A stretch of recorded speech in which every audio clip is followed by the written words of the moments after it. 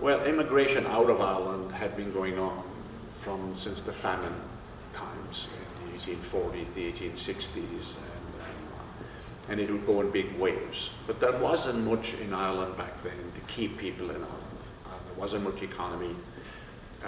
You might go to Dublin, work in the civil service, but the opportunities were not there. So people tended to go to England, but the United States was the destination of choice for most, because there's always an unbelievable close connection between the Irish and the United States. I mean, it is, in Ireland, the United States is beloved, especially when I was growing up. I mean, you had this image of this wonderful United States, the streets are paved with gold, this phenomenal place.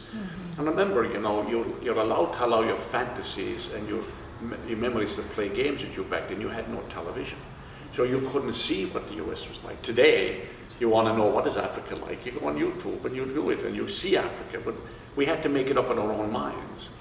Wow. So you had this wonderful, fantastic view of what the United States was.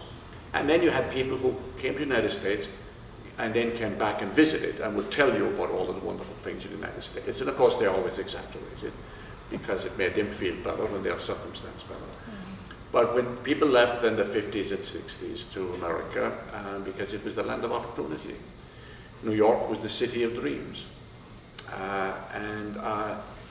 You know, I didn't come to the United States at the beginning. I went to England first. And I wanted to, you know, I dreamed at a very young age of, I just loved wanting to go to college. I dreamed of college. I didn't know what college was. I had no idea. But because of the way because of reading all of the time and the influence of my mother, I knew I had to get out. It's kind of funny, I have to explain. I knew there had to be something better. I didn't know exactly what it was, but I knew that I was going to find out. And I was not going to stay there.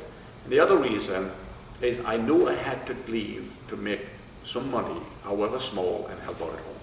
It's so bad at home. So my best moments were when I was able to send money to my mother.